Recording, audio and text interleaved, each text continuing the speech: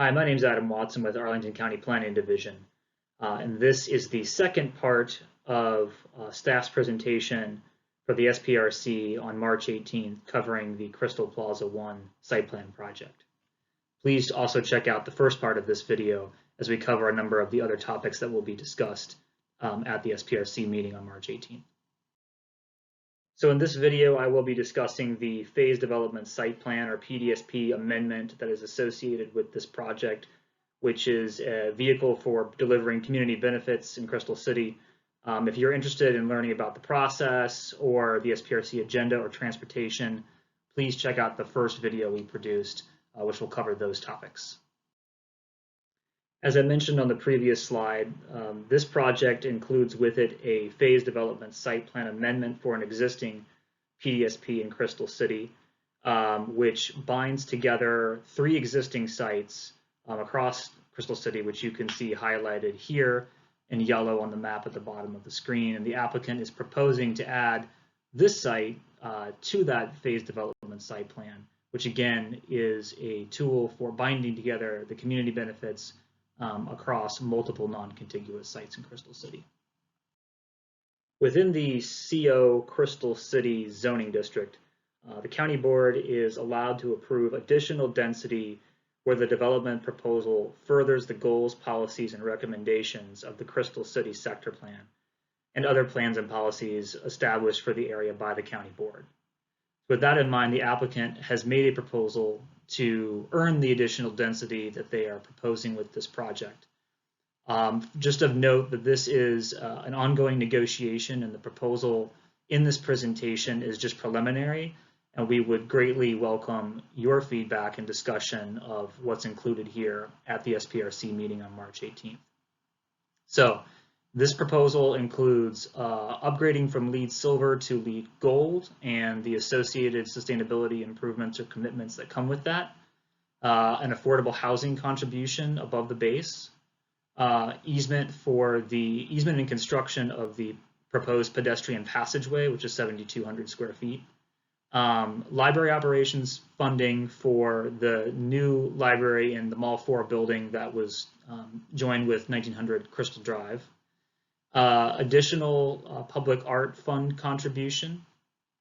2 intersection improvements at Route 1 and 20th and 20th Street in the new Clark Bell segment,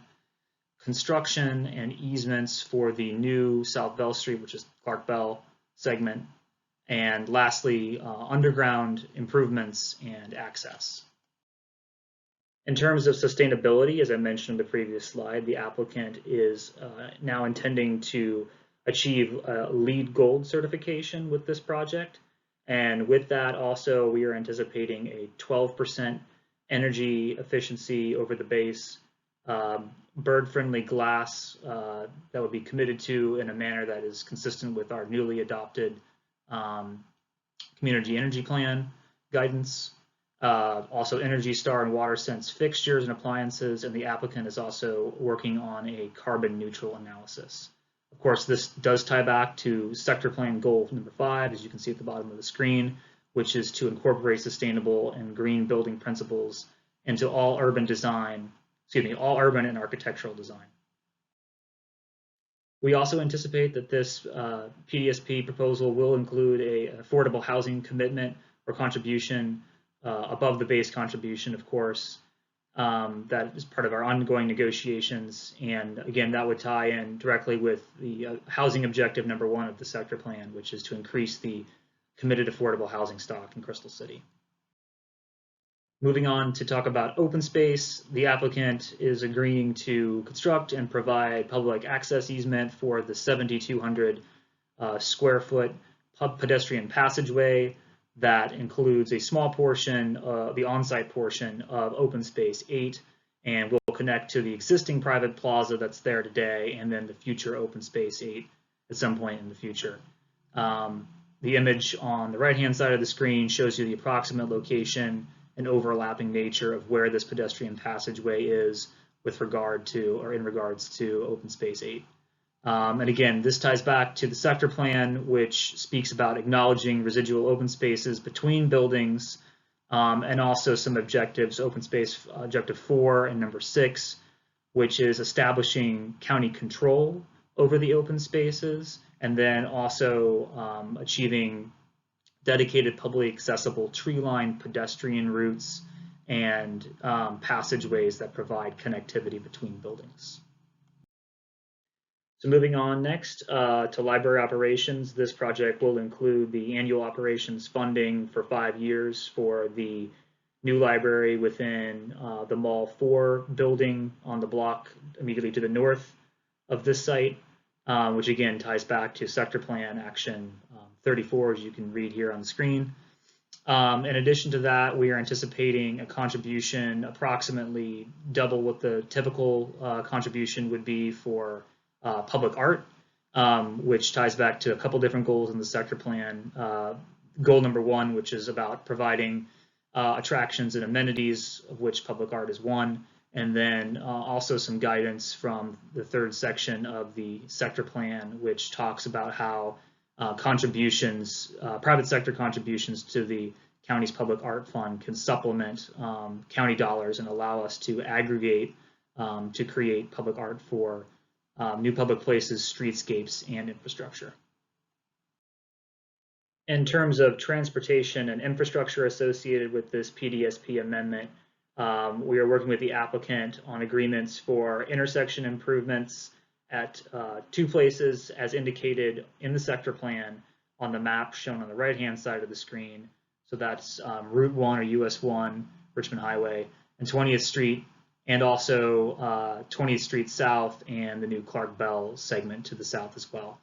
In addition to that, also shown on the map are the street improvements for the new Clark Bell segment, so construction and improvement of that, as well as easements provided for that new Clark Bell segment. Again, this ties back directly to the sector plan chapter on the entertainment district, which allows this new north-south street to have better pedestrian and vehicular transit circulation, and will provide needed relief to cross the street intersection at Richmond Highway. So lastly, with this PDSP amendment, we also anticipate the applicant will be building, improving, and providing access to the replaced segment of the underground concourse, which runs beneath this site. Those of you who were involved with the sector plan adoption and have been involved with this process from the start know well that maintaining the underground connection and enhancing the pedestrian experience there is one of the key objectives of the Crystal City sector plan. Before I close out, I just wanted to also mention a few things that are coming with this project that are not community benefits per se or part of the PDSP package, but are nevertheless some key features and improvements to be aware of that are going to be coming with this project, which include things such as the construction and easement dedication of the sidewalks and the streetscape, a base affordable housing contribution, transportation demand management plan, utility undergrounding contribution, initial base public art contribution, and then lastly, of course, the in-building wireless for emergency responders. So thank you all again for participating in this process and watching these videos. Again, please check out part 1 of our video if you haven't already. We also would highly encourage everyone to watch the applicants' videos and presentations, as they will be covering the project updates for this SPRC on March 18. Again, if you have any questions or comments, please feel free to reach out to me. My contact information is on this slide. And alternatively, you can contact Daniel Weir, who is the Planning Commission representative for this project. Thanks, and we'll see you soon.